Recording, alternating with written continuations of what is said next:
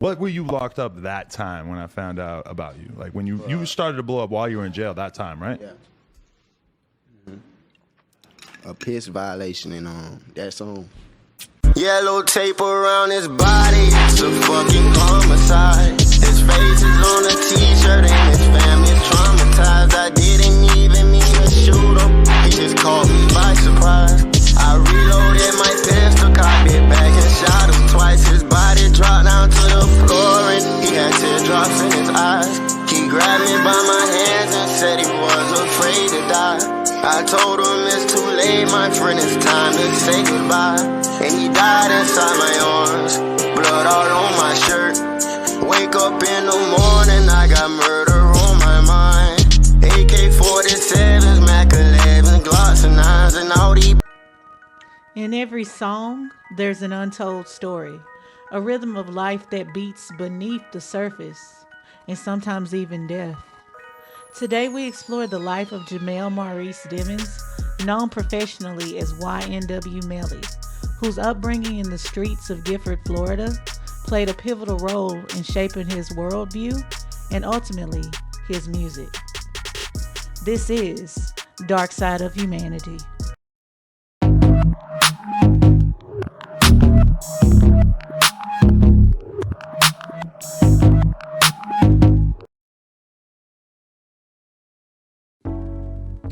Born on May 1st, 1999 in Gifford, Florida, a small town with its own set of challenges, Melly's childhood was marked by more than his fair share of adversity. Raised by a single mother in a low-income household, Melly was exposed to life's harsh realities from a very young age. He attended school intermittently, often finding himself in trouble, which eventually led to stints in juvenile detention. It was in these formative years that Melly discovered his love for music. It served as an escape, a way to channel his emotions and experiences into something tangible. Despite the turbulence of his upbringing, or perhaps because of it, Melly's creativity flourished. He began to write his own songs, which was a therapeutic outlet that allowed him to articulate the world as he saw it. Ain't shit here, bro. Everybody got the same mindset, you know what I'm saying? Get a job, get pregnant early as fuck, have 3 kids, live off food stamps, ain't doing shit with their life. They accept it though, because they ain't never looked further to go. Ain't nobody make it out of here, because they dreams, they stopped them in high school. Yeah. Me and all my niggas, we had the same dream going up. With the city being so small and not that many people having like that much faith, I think God just seen it and was like, he gotta help me, you know what I'm saying? He gotta help me go up. And then get my day on right, you know what I'm saying? Every morning, I'm right here with a pink radio. That bitch right here. Every morning, I put the motherfucking radio on, and I got one CD. That bitch Chris Brown, his first album. Play that bitch. I'll be right by myself, doing all the damn music shit, like. You know, it's gonna get down over there. With a foundation built upon the gritty soil of Gifford, Melly's voice began to emerge raw and unfiltered. His early collaborations and mixtapes were the first glimpses of his potential, as he started to navigate his way through local music scene and eventually onto the global stage. The echoes of Melly's voice first began to resonate within the close-knit circles of his hometown. He honed his craft amidst the struggles, using music as a language to express his reality. Collaborating with local talents and releasing early mixtapes, his storytelling started to reverberate beyond the confines of Gifford. His voice, laden with emotion, and his distinctive flow soon caught the attention of a wider audience, setting the stage for a promising musical career.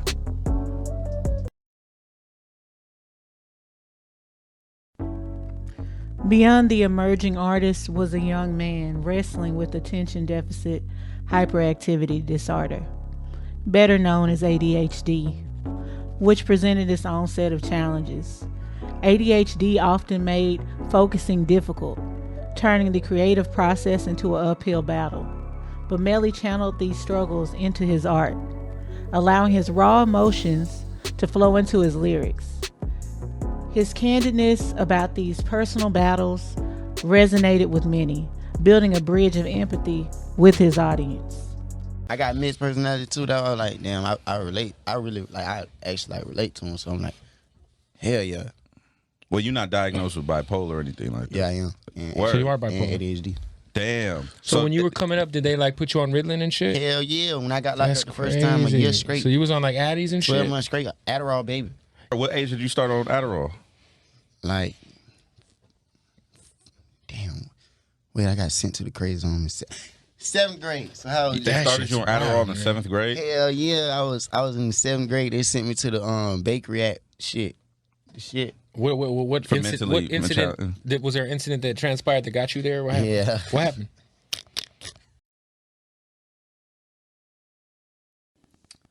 Amidst the discord of the industry, Melly's voice rang out with the release of Murder on My Mind, a haunting single that captivated millions. The track, along with Mixed Personalities featuring Kanye West, catapulted his stardom. His music spoke of pain, love, and the human condition, striking a chord with the generation that found solace in his authenticity.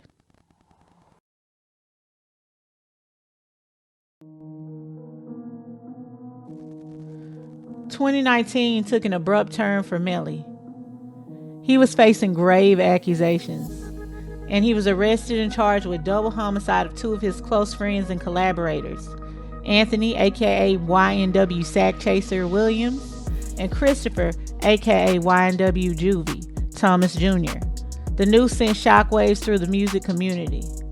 The gravity of the situation took fans into a whirlwind. They didn't know how to reconcile Melly's music from the serious allegations.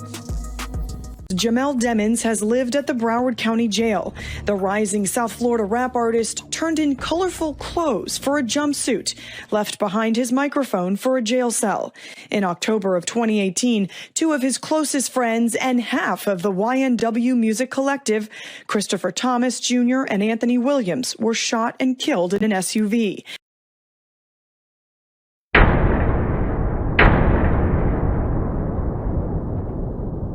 Trial for rapper YNW Melly continues. The rising South Florida rapper is accused of killing two friends back in 2018. Prosecutors say that he tried covering it up as a drive-by shooting, and now his actions in court are going viral. NBC6's Heather Walker has the video. She's live with more. Heather. Yeah, it's a moment that's making many cringe. Melly blowing a kiss in court. He did it a couple times. Yeah. So he was doing it a couple times. That wasn't his first time. Yeah. Jamel Demons, known as YNW Melly or Melly, has been seen smiling and laughing in court, but it was this moment that is now being shared online. Really? He appears to be praying and then blows a kiss. The mother of one of the victims calling it disrespectful. I walked out because I don't what you praying for, because you sitting over there like you don't got no remorse. Like every time I walk in, you smiling. You know, this ain't the time for that. This case is sad. This is serious. Leandra Phillips' son, Christopher Phillips, known as YNW Juvie, and Anthony Williams, known as YNW Sack Chaser, were both shot and killed while in an SUV with Melly and Cortland Henry back in October of 2018. The victims' families say all four were close, and before the murder charges, Melly was considered a best friend. This somebody that we knew, this somebody that we loved, this somebody that we trusted. Like, we watched him grow up, literally. So this is like a sad case. It's a tragic, and we just praying for justice. And today we heard testimony on ballistics, but with no murder weapon, the prosecution's going to focus on other evidence in order to get a conviction. The trial continues tomorrow morning. Stay with NBC6 for updates. Reporting live at Broward County Court, Heather Walker, NBC6 News. The case stirred controversies, with public opinion divided on Melly's innocence or guilt. Media scrutiny and social media debates heightened the tension surrounding the legal proceedings. It's crucial to approach this topic with an open mind, considering the complexities of the case and the legal system. The allegations against YNW Melly are serious, and involved the loss of young lives within his close circle. The legal proceedings brought forth conflicting narratives, leaving fans and the public grappling with the uncertainty surrounding the case. It's a stark reminder that behind the fame and success, real-life struggles persist. Take a look at this. October of 2018, two of his closest friends and half of the YNW Music Collective, Christopher Thomas Jr. and Anthony Williams, were shot and killed in an SUV. Demmons, widely known as YNW Melly, became the prime suspect. The only person every piece of evidence points to is this defendant. Jamel Demmons has committed 2 counts of first-degree murder. That is now recused prosecutor Christine Bradley, who has since been removed from the case. Surveillance video shows Melly with Thomas and Williams leaving New Era Recording Studio in Fort Lauderdale the night of the murders. His co-defendant, Cortland Henry, was at the wheel of a gray Jeep with Melly and the victims inside. Investigators say Henry drove the foursome out to the Everglades in far west Broward County, where Melly opened fire on Thomas and Williams, killing them inside of the SUV. Forensic evidence presented in court showed the deadly gunfire came from the back seat on the driver's side. Anthony Williams was shot in the back of the head. That was planned for when he was sleeping so that he could not fight back. That was a premeditated, planned killing of Anthony Williams. According to Miramar police, Henry and Melly then got out of the Jeep and fired several more shots into the right side of the car. Henry then drove the SUV to Memorial Hospital Miramar and told authorities there that they were all victims of a drive-by shooting. And they want you to believe that he's a cold-hearted murderer, when quite to the contrary. You saw the tapes. You saw that he's a nice young man and a professional. The defense argues Melly was home sleeping when the murders happened, having switched cars on the ride home. They also claim his phone was used by someone else, and that explains why cell phone records shows it remained in the Jeep during the murders. My firstborn. In his car, he has 2 dead bodies. In the front passenger seat is Anthony Williams. In the rear passenger seat is Christopher Thomas. They are dead, they are riddled with bullets, and the car is full of blood. Christopher Thomas is sitting in the rear. There is multiple defects to his body. Anthony Williams, who is sitting in the front, has 2 major injuries. Officer Jessica Amangor is working a detail at the hospital. Cortland Henry runs in, starts telling a story about a drive-by, quote-unquote drive-by.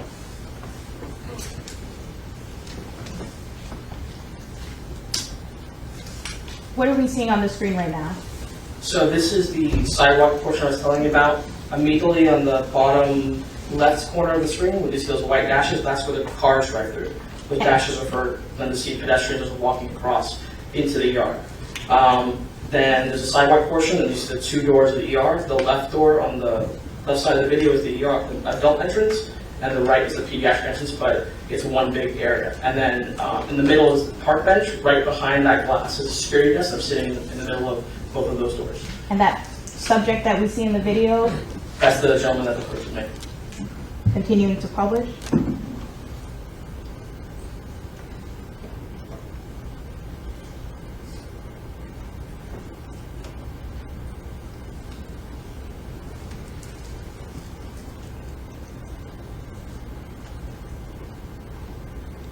He comes running inside to my left, so the pediatric entrance, and he's very excited, like heightened state of alert, something traumatic or something just happened. And he's like, hey, they just shot my car, they shot my friends, like I need help, can you come help me? And that was the initial interaction. And based on his statement, how do you proceed? So as soon as I walk out the ER and I see the vehicle had multiple bullet holes on the side, I immediately radio in for additional resources because that's beyond my scope of I can handle by myself. and then asking, hey, I need additional officers, as soon as possible, urgently, to respond to the hospital. I have a vehicle that's been involved in a shooting, and I can see the multiple bullet holes. And then looking inside the vehicle and see 2 unresponsive males. So I advise I have possible dead persons as well. Important to note, Cortland Henry claims they were the victims of a drive-by, but he doesn't have any injuries. Police photographed him at the hospital. He doesn't have a scratch on him or any blood. That seems nearly impossible since there are 16 bullet holes in that SUV. Seen also inside the hospital where Mr. Cortland Henry was? Yeah, the whole ER was shut down. Okay, so in other words, no one was allowed in that area that we saw. Unless they were needing emergency care, that would go to another room, but the ER was shut down. So I'm real clear. Do you know the names of all, did you document the names of all the officers and detectives that responded? No, I didn't.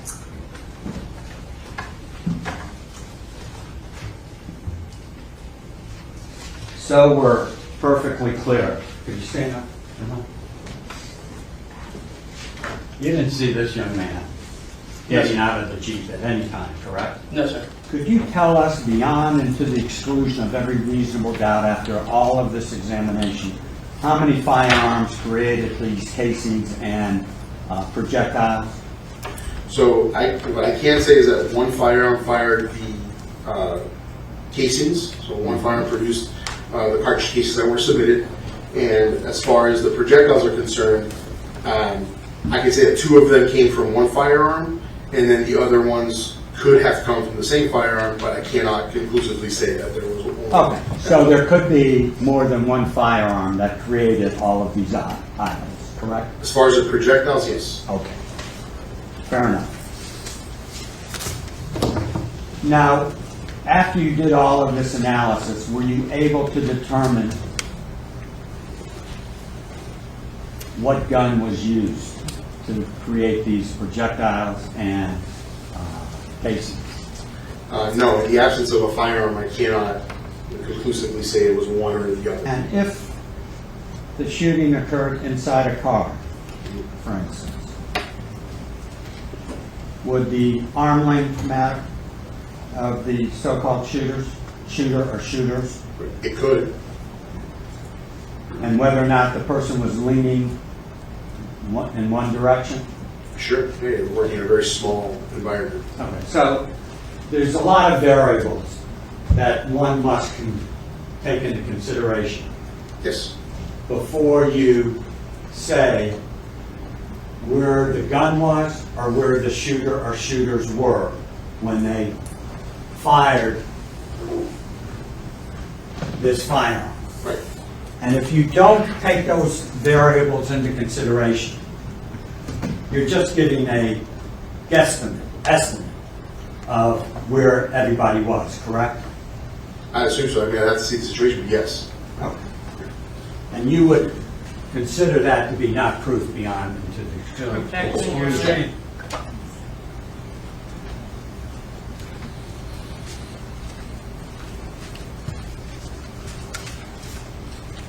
As a manager of the Broward Sheriff's Office tool and what's the title? Tool and Fireman Tool Work Unit. Okay. You certainly would want to take all those variables in before you told this jury or any jury. Yeah, scientifically, I would want to make sure that I'm accounting for as many variables as possible whenever rendering an opinion. Otherwise, it would be just a guess, an estimate, right? Right. I want to give a scientifically valid opinion.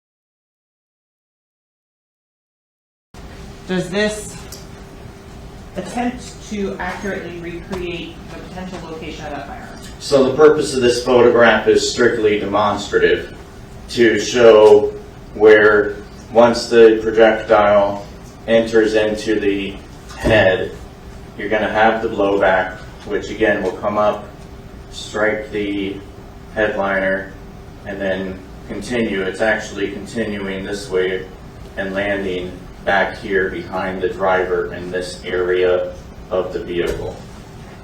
In terms of the driver and the t-shirt that he was wearing, do you take into account the location of the victim's DNA on his shirt? Well, based upon the blowback pattern up here, I would expect to find some blowback here if on a driver, if a driver was there. Okay, Sergeant, you can answer that question. Why don't you restate the question, yes? So you were discussing that how you would find and determine angles and ranges for specific individuals that are presented to you. Yes. How would you do that? So I would obtain a shooting height, a maximum, what we would determine as a maximum shooting height, which would be standing with your arm out at 90 degrees.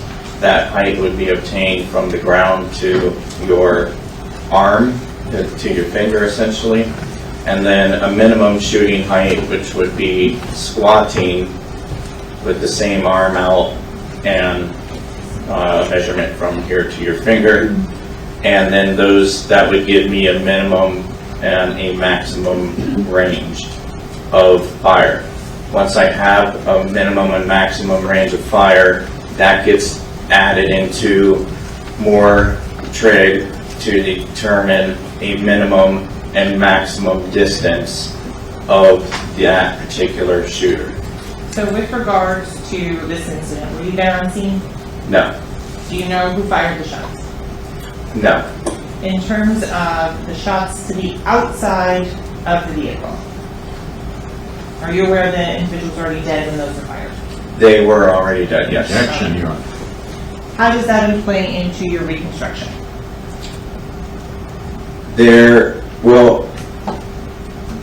It comes into play because specifically with Christopher Thomas, because Christopher Thomas was already deceased when these rounds were coming into the back of the vehicle, because Christopher Thomas was what we would call crumbling.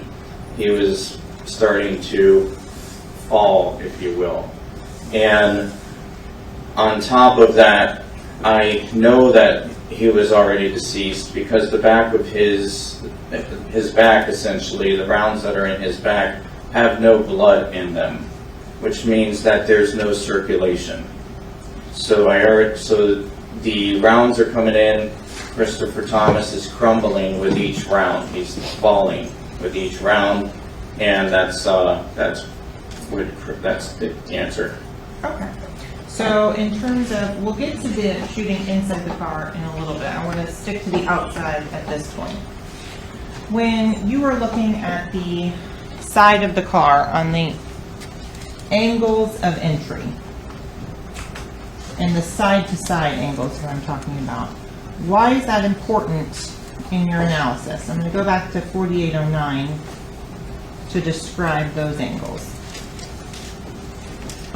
So these angles are important because it is part of my assignment, which is to determine if this is a drive-by shooting.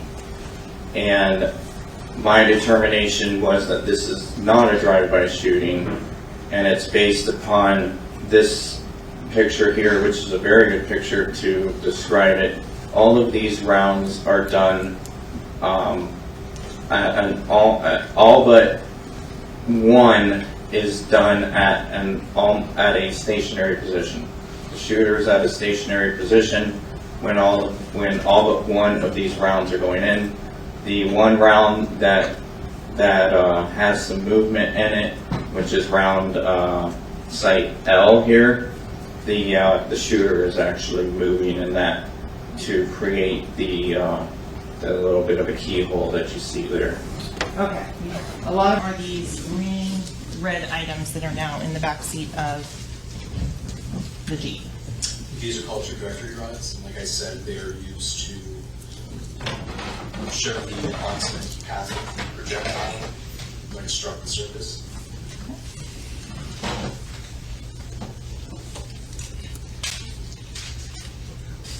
How many trajectory rods are in this photo that we're looking at here?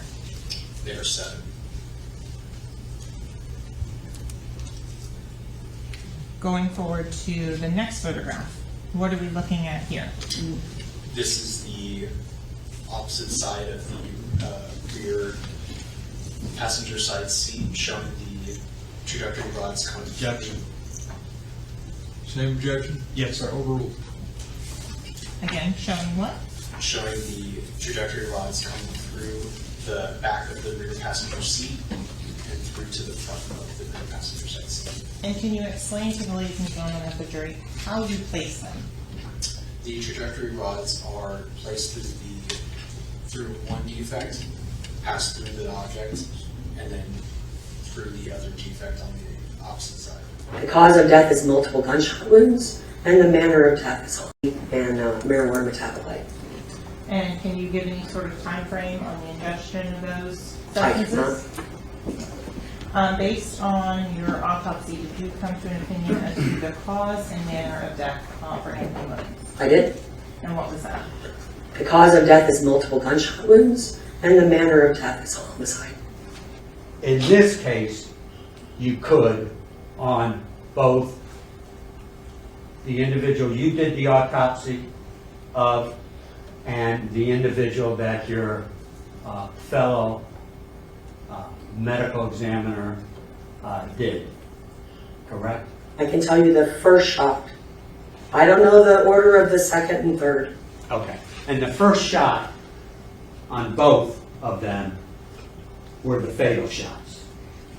Because they are already deceased when the other ones are inflicted. Okay. You got the sample from Miramar Police Department? Yes. Specifically, Detective Moretti directed it to you? Yes. And when we talk about GSR, or gunshot residue, you're aware that GSR can be found on clothes, right? Yes, that's possible. Did Detective Moretti send you any clothes of Cortland Henry? He did not. He didn't send you any of the clothes? No. Did you know that the clothes of Cortland Henry were collected by the Miramar Police Department? Objection calls for speculation outside the scope of the court. Well, I don't know that calls for speculation. If she knows she can answer the question, overruled. Were you aware that the Miramar Police Department collected Cortland Henry's clothes? No, that was not. Specifically sends out, and I want to quote the message exactly that you will hear, and says right after this, "Yo, homie, you good? Let me know something." And so, ladies and gentlemen, this is where context matters. What does that mean? If you work at Google and you say, "My whole floor is coding," that's a good thing. If you work at Broward General Hospital and you say, "My whole floor is coding," that is a bad thing. The context around the messages matters. So in the context of this message, this individual is reaching out, asking if Mr. Demmons is good, after he's been tagged in multiple social media posts about this drive-through, this shooting. And Mr. Demmons responds very succinctly, "I did that." The PT Cam smiley emoji. At 20:02:18 UTC, on October 26th of 2018, at 20:02:18 UTC, what does the YNW Melly account state? I did that with a smiley emoji. In terms of what was that in response to from the PZ Gambino account? Objection. Overruled. The PZ Gambino account asked him if he was okay, and his response was, I did that, and placed a smiley face emoji. And the next message from 10/26/2018 at 16:02 from Eastern Standard Time. The YNW Melly account says what? After that, SHHHH. Let's go to the day of October 25th, and so you have an idea where I am. This incident that we're here on occurred in the early morning hours of October 26th. Okay?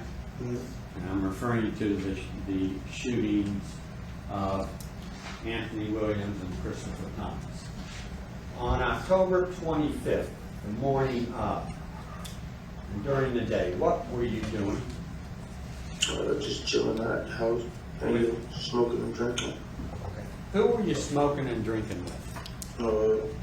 Jacoby, Tay, everybody who usually be at the house. Okay. Williams? Yeah. Thomas? Yes. Portland Henry? Yes. Trevon Glass? Yes. Dontavius Withers? Yes. And were there plans to go to a recording studio that evening? Yes. Did you in fact go to the recording studio? Yes. And that was after you all were, for lack of a better term, smoking dope, weed, correct? And having a few drinks? Yeah. What was the drink of choice, out of curiosity? Hennessy. Hennessy. Yeah. Who all went to the studio? Me, Jacoby, Melly, CITED, Juvie, Cortland, Trayvon, and Tay. Okay. Do you all go in the same car? No. Okay. Going to the studio, approximately what time did you get there? I don't remember. Was it during the day or at night? At night.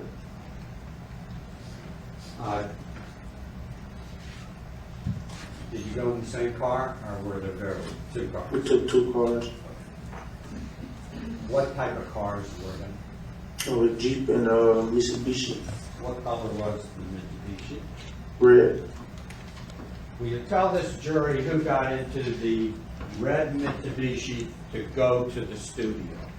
Me, Jacoby, Tay, and Fetty, Trayvon. Okay. And who got into the Jeep to go to the studio? Melly, CITED, Juvie, and Boyd. Who drove? Do you know who drove the Mitsubishi to the studio? Tay. That would be Dontavius Withers? Yeah. Do you know who drove the Jeep to the studio? I think Boyd did. Okay, that would be Cortland, yeah. I'ma take it over there and bring it right.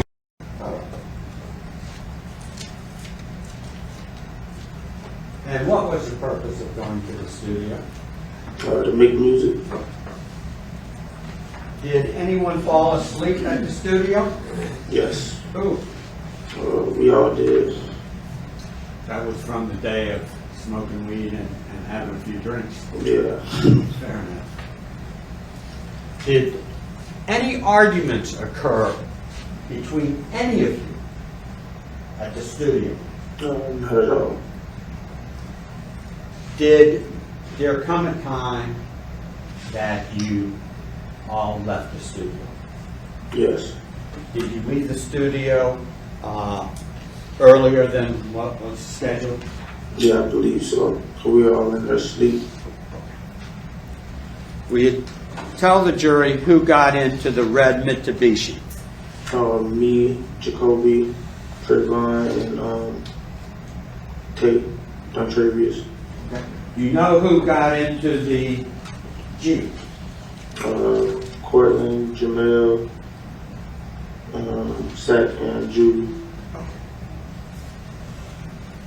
Where were you going?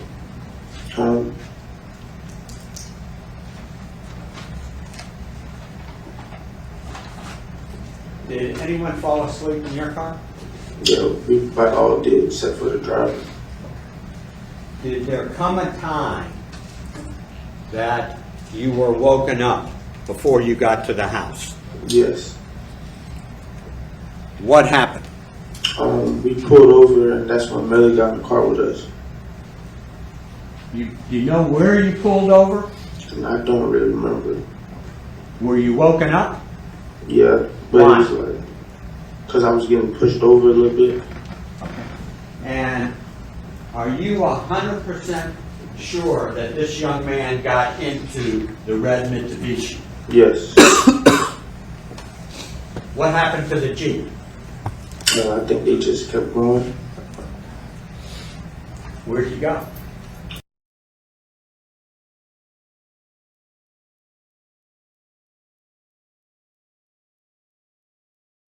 Did he have to unlock the door? Yes. Do you know who has the keys to Melly's house on October 26th in the early morning hours? Jamel and Borton. They the only one who had keys to the house. Okay. Did you have a key to the house? No. Did Williams have a key to the house? No. Did Christopher Thomas have a key to the house? No. Did Trevon Glass have a key to the house? No. Did Jacoby Mills have a key to the house? No. And how about Dontavius Williams? Did he have a key? No. Okay. So the only two people you know who had a key to the house was this young man. Yes. And Cortland Henry. Yes. Did you see this young man unlock the door of the house? Yes. Who was the last person to get out of the red Mitsubishi to go inside the house? Trayvon. He was in the car still asleep. He was in the car asleep when you got to his house? Yeah.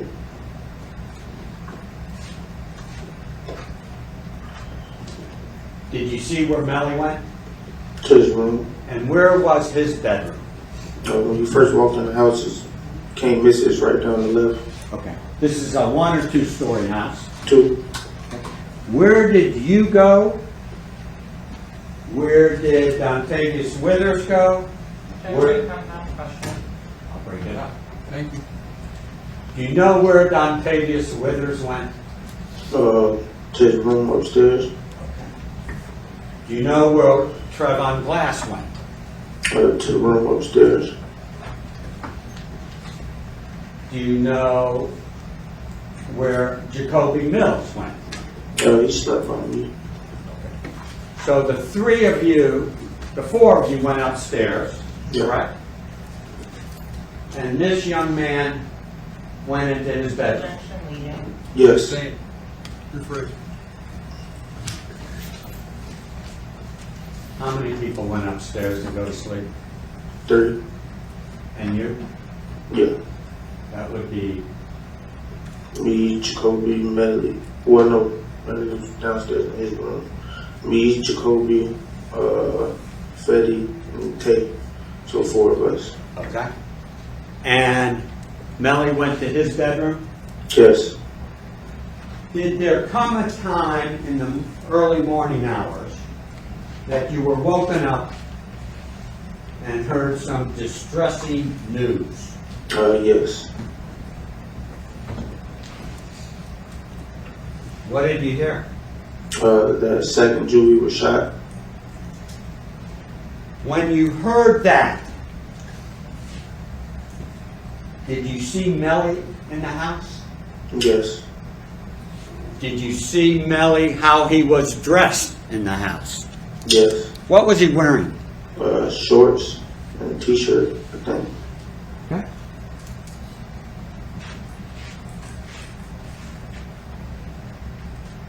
Upon hearing that Zach and Juvie, and I really should use the correct names, Anthony Williams and Christopher Thomas were shot. What did you guys do? We were already dressed and stuff, so we just left with Fredo's house. Was anybody upset or crying? Yeah, we all were crying. Was this young man crying? Yes. Are you sure of that? Positive.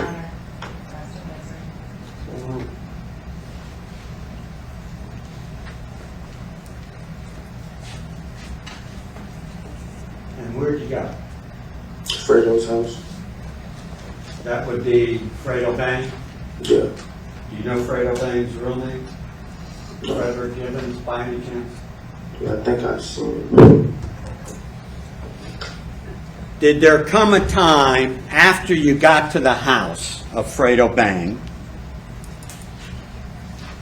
that Cortland Henry showed up? Yes. Did Cortland Henry tell you what happened? Yeah, he said it was a drive-by. When Cortland Henry arrived at Fredo Bang's house, was Melly there? Yes.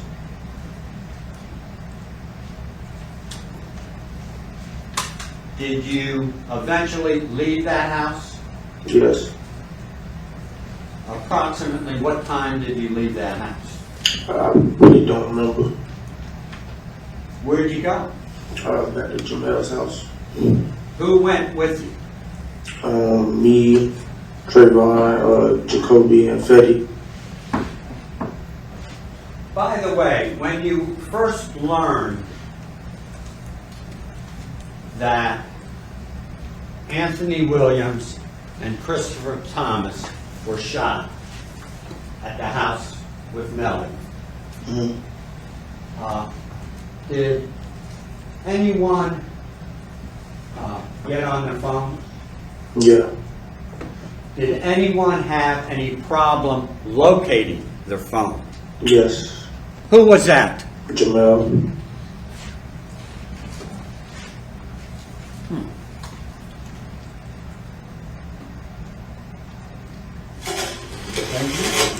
Raise your right hand, be sworn. Do you solemnly swear or affirm the testimony you should give this case shall be the truth, the whole truth, and nothing but the truth? Yes, I do. Please state your full legal name for the record. Felicia Ashe Holmes, Please spell your first and last name for the court reporter. FELICIA, HOLMZ. Please have a seat. Ms. Holmes? Yes, sir. That microphone in front of you does not move back and forth. It will just up or down, but not back and forth. Okay. You ready? Yes, sir. Counsel, you may proceed. Thank you.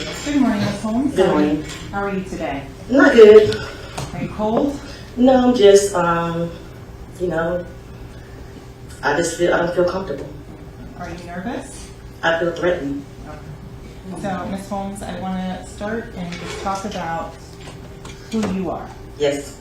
Ms. Holmes, do you have any children? Yes, I do. Can you tell the ladies and gentlemen of the jury who is Mariah Hamilton? My youngest daughter. And how old is Mariah? She's 22 right now. And Mariah, did she have a romantic relationship with someone named Jamel Demons, also known as YNW Melly? Yes, she did. When was she involved in that romantic relationship with Melly? I'm thinking maybe about 2016 or so till maybe 2019, 20. Okay. Did you have the opportunity to meet Mr. Demons? Yes, I did.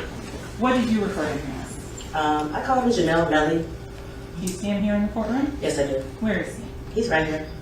And what's he wearing? A white turtleneck and a gray jacket. Your Honor, may the record reflect an in-court identification of the defendant. Yes, the record will reflect the in-court identification of the defendant. So in October of 2018, had you met the defendant prior? Yes, I did. How many times had you met him in person prior to that? A couple. A couple? Maybe two maybe. Okay. Did you follow him on social media? I'm not sure. In 2018, I wasn't. No. Okay. Did you know if he had social media at that time? I didn't. No, I didn't. Did you have a social media account at that time? Yes, I did. And what was your social media handle? I'm sorry? What was your social media name? My name? For which one? For Instagram. Instagram, it's like Bling Queen 258. Did you have a Snapchat at that time? I don't think so. If I did, I may have. Okay. What about your daughter? Did she have an Instagram? I'm pretty sure she did. Okay. Did she have Snapchat? I'm pretty sure she did. Okay. So I'm going to show you what's been already admitted into evidence as State 61. There's a couple of videos and things on that I would like to ask you to have some questions about. Your Honor, we'd object as to the predicate being laid for this witness to testify to any of this material. Thank you. Objection noted. So I'm showing you what is titled Memories 2018 October 9th 4:58 UTC, Melly, Montana. Can you see that picture there on your screen? Yes, I can. Okay. Who is the female over there? That's my daughter. And which daughter is that? Mariah. Okay. Who else is in that photograph with her? That's Chanel. I want to go here to this image. This is 2018, November 11th, 23:53:26 UTC. Again, Melly, Montana. Who is pictured in this photograph? My daughter Mariah. Do you recognize the individual in the back? No. Prior to coming into court yesterday, were you shown two photographs of the alleged victims in this case? Yes, I was. Were you able to identify them? No, I was not. In terms of your relationship with Anthony Williams and Chris Thomas, how many times have you met them? Maybe Zach maybe twice. Judy maybe once. And do you know them by their real names? No, I don't. How did you refer to them? Zach and Judy. Okay. So I want to go forward to some of the videos in this particular exhibit, specifically Memories 2018, October 18th, 2:17:49 UTC. Start with this one. I'm going to. So all that extra shit, and like, they leave the most important shit here. So the image that is shown there. Do you recognize the person in that driver's license? It's blurry. Okay. I'm going to show you another video, the next one here. Like, get right there, like, you know you come back. Whose driver's license is that? That's my daughter. The conversations and things that on there, do you recognize the voice? I didn't really listen. I mean, you have to play it again. Sure.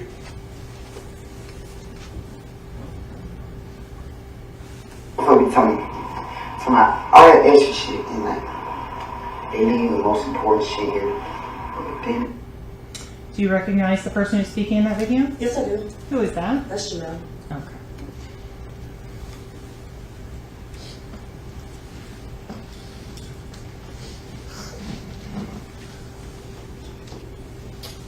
So I want to go back to October 26th of 2018. Where were you living? I was living in Cocoa. And my geography is terrible, I think. How far away is Cocoa from Broward County? About 3-4 hours. What do you do for a living? I'm a registered nurse. Were you a registered nurse at that time as well? Yes, I was. Did you know the defendant's mother? Yes, I did. And who is she? Jamie. Have you met her prior to October 26th of 2018? Yes, I did. Have you communicated with her? Yes, I did. Did you have a phone number for her? I'm pretty sure I probably did.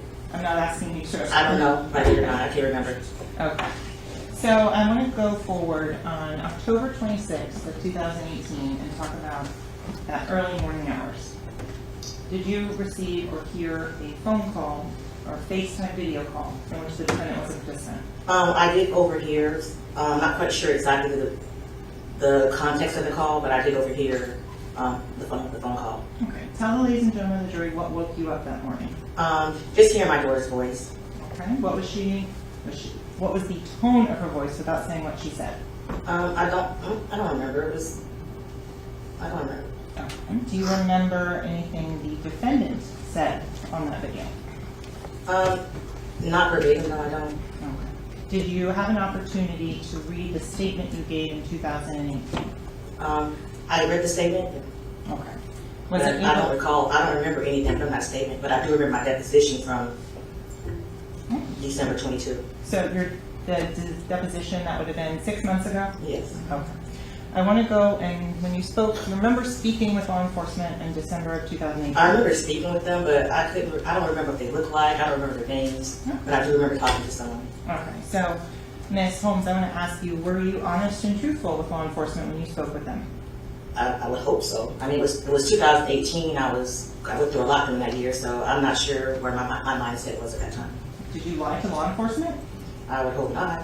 I don't remember what I said back. It was like 5 years ago. Oh, of course. I understand it's been a long time. So in terms of the time frame, that was closer in time to the incident of October 26th of 2018? If that's where you guys are saying it is. You don't even remember? I don't remember. Like I said, 2018 was a very hard year for me. My husband just went to prison. My father died. I had a lot going on, so I was really out of it. Okay. And in terms of your conversations with the police officers that morning? Yes. I do remember that they kind of bullied me and threatened my daughter to take her to jail for accessory after that. I do remember that. Yes. And in terms of the statements that you made about what happened, you don't have any recollection of that? Did you read this statement multiple times? I looked at it and I just didn't recall it, and I don't know. And so you indicated you hoped you were truthful with law enforcement? Yes, I did. I have to ask you to be more definitive. Were you truthful? I don't remember what I said to them back then, so if I was to tell you something now, I could be lying. I don't want to lie on the stand because you're going to take me to jail. So I'm saying what you want me to say. I do not want you to say anything. I want you to tell the truth. Okay, that's what I'm doing. Okay. So, Ms. Holmes, with regards to that day, did you lie to law enforcement? Excuse me, overruled. Repeat your question. I don't remember. Excuse me. Yes, sir. Only one person can talk at a time, and there was an objection. I just wanted to be clear. All right? You asked your question again. Okay. So, Ms. Holmes, did you lie to law enforcement? Not that I recall. Okay. I don't remember. Okay. Going forward to the events of that day. Yes. When you heard that phone call, where were you? I'm home. Okay. Where was home in Cocoa? Cocoa. Who else was there at your house? My kids. When you heard the phone call, did you hear what had allegedly happened? I heard that there might have been a shooting. Okay. Did you see any pictures or videos of anyone that was injured at that point? No, I did not. Did you see the defendant on the screen of that video call? I saw his face, yes. In terms of the method of communication, do you know if it was a FaceTime call? I assume it was FaceTime. I couldn't say for sure what kind of call it was. At the time of October of 2018 through December of 2018, did you know the defendant's phone number? No, I don't. Do you recall today what the defendant's phone number was? No, I don't. Okay. In terms of the information and stuff that you have regarding that phone number, was that saved in your phone at that time? It may have been. I can't remember. Do you remember what phone number you had? No, I don't. No, I don't. So, Ms. Holmes, to go back in terms of looking at your statement or any of the other things, refresh your recollection as to what the defendant's phone number was and what you had at that time. I'm sorry, could you repeat the question? Sure. You said you didn't remember the defendant's phone number. No, I don't. Would looking at a copy of your statement help refresh your memory as to what? No, I don't think it would. Okay. Would you like to try to do so? You have to look at it for you, sure. Okay. And so, counsel, on for the record, I'm showing for page 3 of 8. And so I'm going to ask you, Ms. Holmes, to just read this part silently to yourself. Okay. And we're going to start here, this, and through here, okay? Silently to yourself.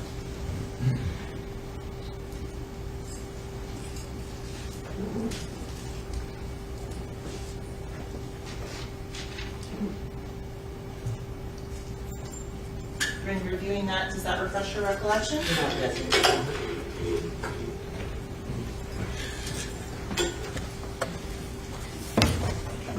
Your Honor, pursuant to 90.8035, the state would move at this time to read into the record the relevant portions.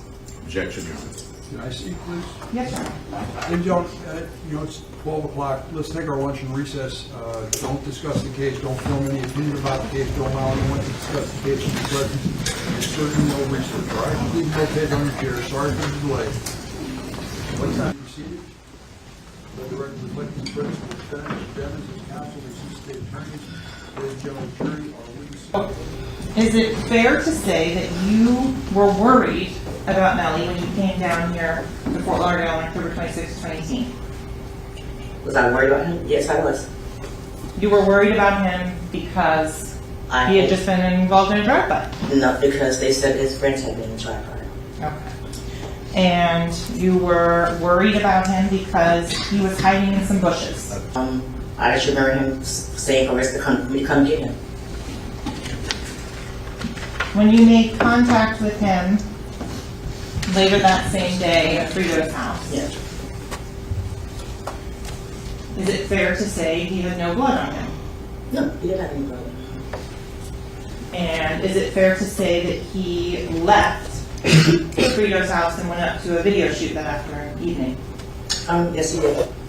Did you go to that video shoot? No, I didn't.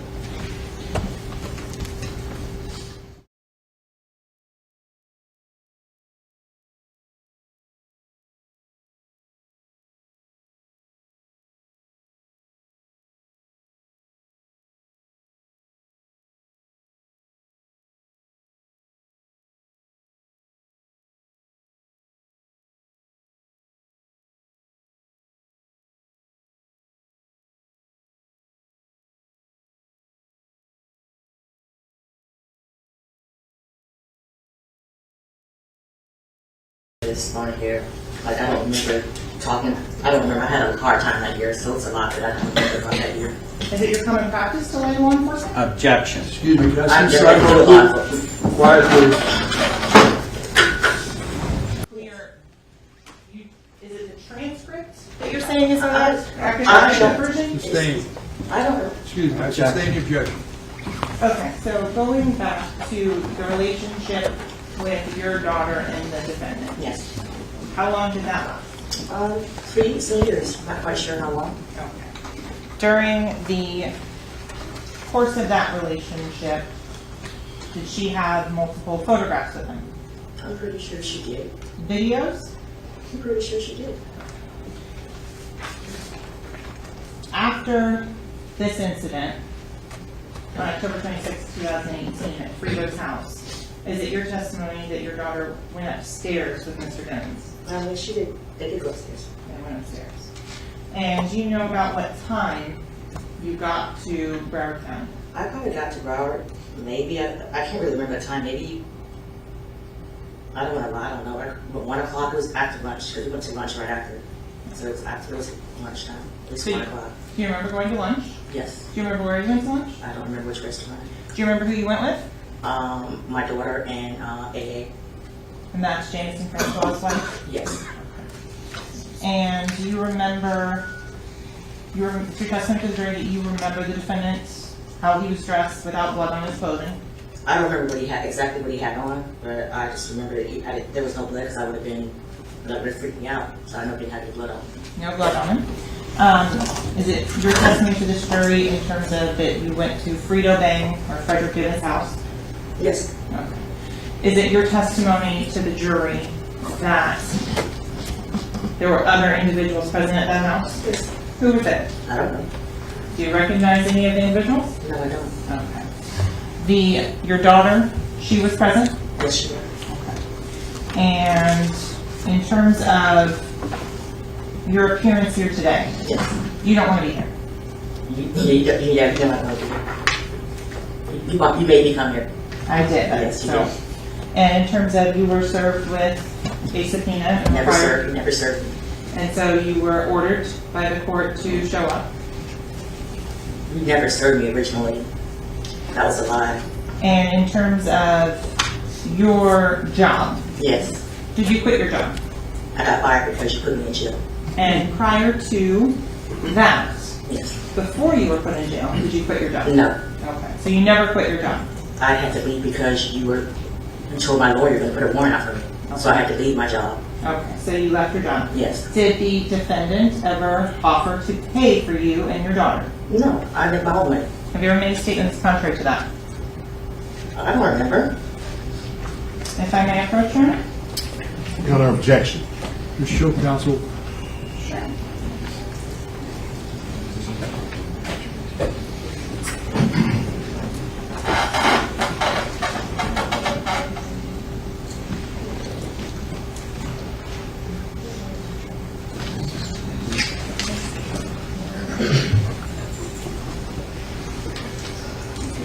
Can we approach? Sure.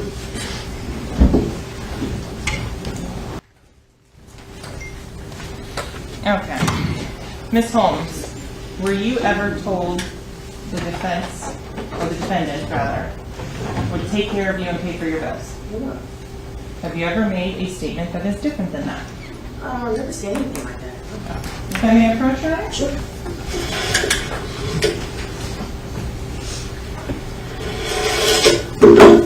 If you would just read this.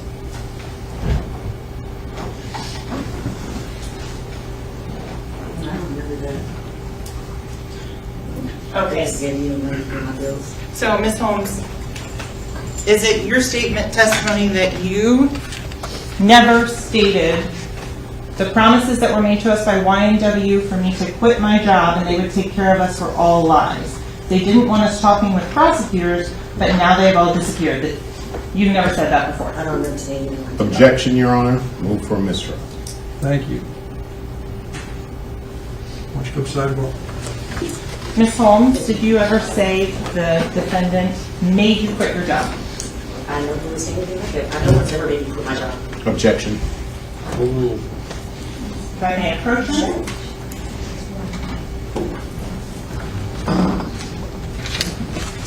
I'm going to show you this next.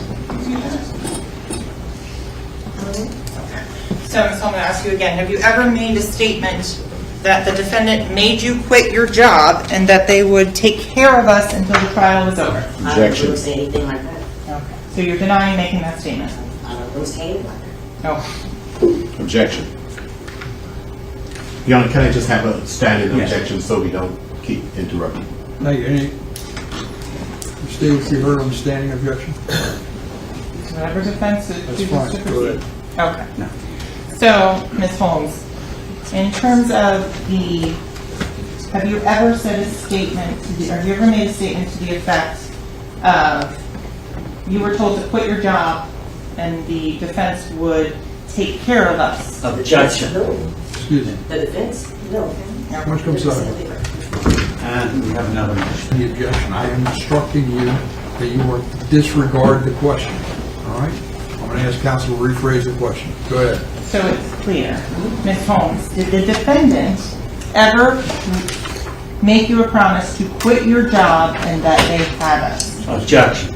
Asked and answered. Thank you. Overruled. Proceed. I don't remember saying anything like that. So your testimony is that you've never said that. Excuse me, counsel. She answered the question. All right? Let's move on.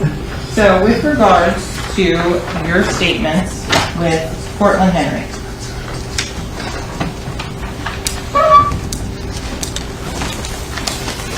do you remember speaking and talking about your daughter with Cortland Henry? No, I don't. When was that? I don't remember. Sure. When was that? Here, I'll give it to you again. This was February 5th of 2021. You still have to? Oh, no, I don't remember that. You don't remember that? Yeah. Did you talk to Cortland Henry about your daughter's involvement in this case? No, not that I can recall.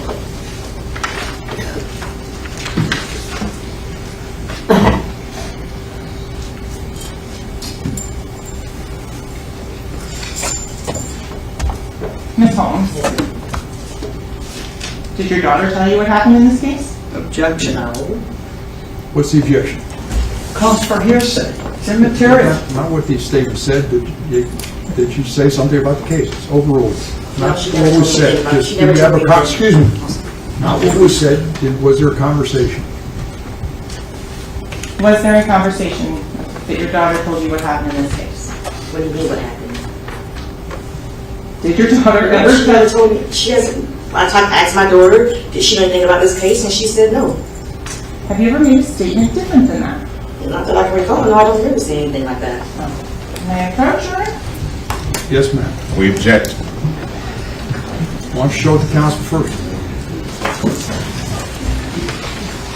Let me let this one back and ask you, did your daughter tell you, did you have a conversation with your daughter about what happened on October 26th of 2018? Yes, I asked her if she knew anything about that. Did she tell you what happened? Without? No, she did Just not. so she didn't know. Have you ever made a statement that is different than that? Your Honor, we'd object to the lack of foundation, calls for hearsay, speculation, unless they can establish that that witness was present. Thank you. The objection noted. That's what I previously ruled on sidebar. Proceed to your approach.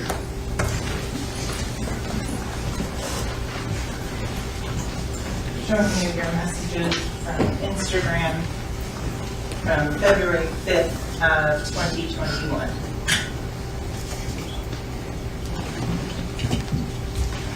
Who was that Instagram? Is that the one? The Instagram you saying was with Portland? Ma'am, I don't sorry. remember. I don't remember that Instagram. Look at it. I already looked at it. You already showed it to me. So is the... I don't remember that. You showed it to me like 3 times already. So you don't recall making I don't a recall statement making that statement. No, Excuse me, one at a time, ladies. Let her finish her answer before you ask the next question. So you don't recall making that statement? No, I don't.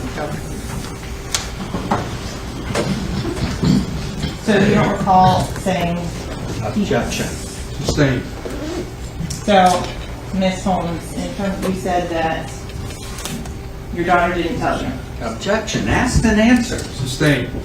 So did you ever make a statement that's different than that? Objection. Asked and answered. Sustained. Into the statements that, with regards to October 26th of 2018. Is it your testimony to the jury that you remember coming to Fort Lauderdale? Objection, asked and answered. Sustained. Listen, I just want one of you making objections. Whoever's going to handle the Yes, witness. sir. All right? I apologize. Ms. Holmes, is it your testimony you don't remember why you came down? I told you why I came down.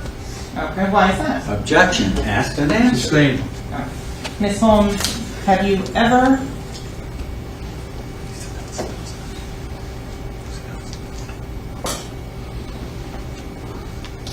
let me rephrase.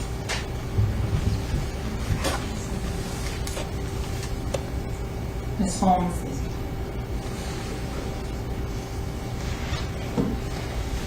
did your daughter ever threaten to cooperate with law enforcement? Objection. Sustained. Ms. Holmes, did you threaten to cooperate with law enforcement? Objection. Asked and answered. Different question. Why don't you come sidewalk? Ms. Holmes, did you ever make any statements about what happened on October 26th of 2018? Objection. Asked and answered. I don't know what statement you're talking about. Rephrase your question. I have one question. Yes, sir. You came here and one of your first, let me get it. Objection, Your Honor, improper. I haven't asked you. Excuse me, Counsel, you direct your comments to... I'm sorry, I haven't asked anything yet. Ask your question. When you first took the stand, you said, I feel threatened. Yes, sir, I do. Who do you feel threatened by? Objection, Your Honor. What the rules? Christine Bradley, the prosecutor's office. This prosecutor. Yes, I do. Thank you. So, with regards to your feeling threatened on that, have I ever any sort of physical violence against you? No. Okay. Do you have any written threats from me? It's intimidating. You've intimidated me this whole time. As of now. And in terms of your participation in this case? Yes. You understand that you were served a subpoena to appear here today? You served a subpoena after you arrested me. And you served a subpoena at the jail when I was in Broward County. And you understand you were here pursuant to that court order? I'm here. And that requires, under the law, To comply with court orders to compel the attendance of witnesses. I've been complying. Okay. Nothing further. Anything further?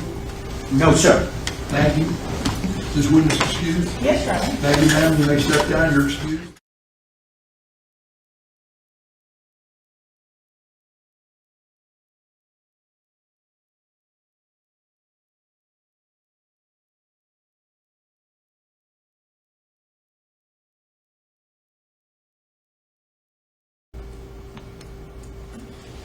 Here on December 12th of 2018, there's a message from, again, the Gino to the 9807 phone number. If you could read that message aloud. Are you a Ruru? I was thinking you should drop a few chains and give them to the gang. That'll show people who you connected with. It's not mandatory, just a thought. Okay. The response. Not everybody, of course. Is there a dues or tithing that's required as for membership in a criminal gang? Yeah, as described in the oath and many times throughout the Bible, it's not about the individual, it's about the collective. The mere fact that he wasn't even communicating with Gino and with his lineup enough, that was enough for them to say you're not doing enough for us. And now, Could read that one. no more shows for you and that N-word.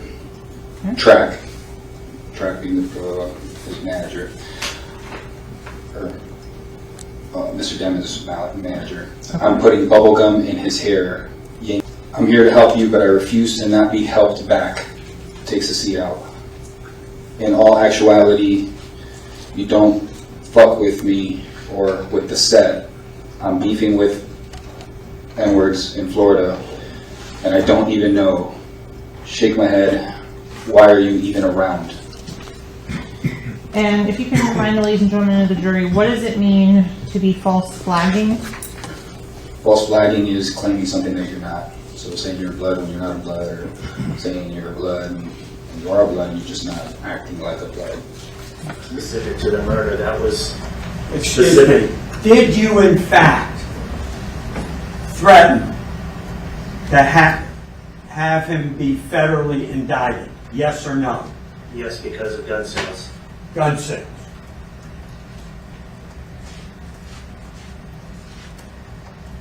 Did you in fact tell him that he would not see his kids for a couple of years? Possibly. Well, may I approach? Yes, sir. Sam. Did you in fact threaten Jameson Francois? The same answer, sir. We advised him that lying to us could result in their arrest. Did you in fact tell him he would be deported to Haiti? Yes. Did you in fact tell him that despite the fact that he has lived in this country since he's been 5 years old, he would be deported to... These are his words.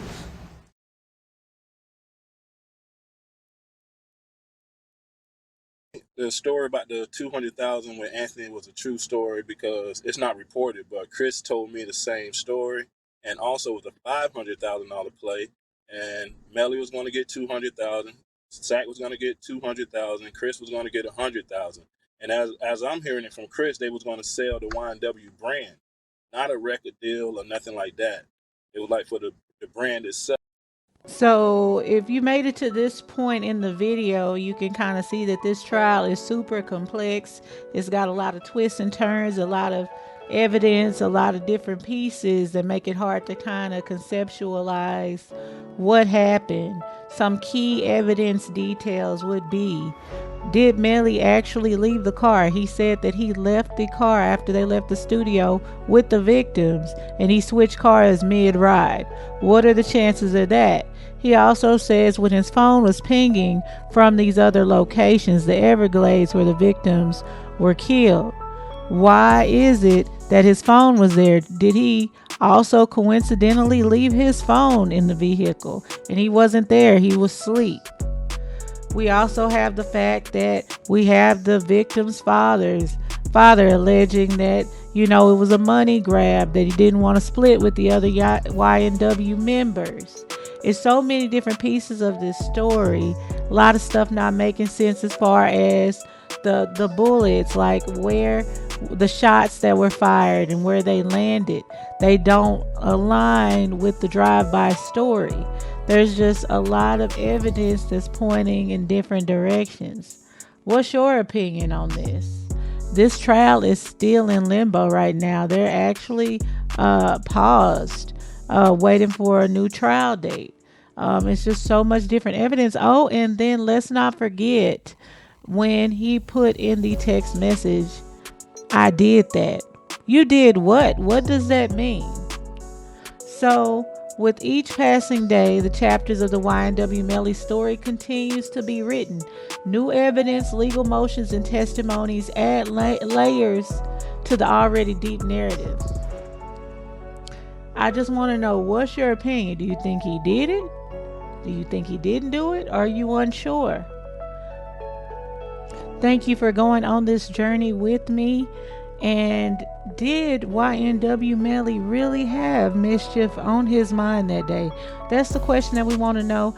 As always, want to ask you to please like, comment, share, subscribe, all those good things, and hit that notification bell so you can be informed every time a new video drops. Thanks again. This is Dark Side of Humanities, signing out.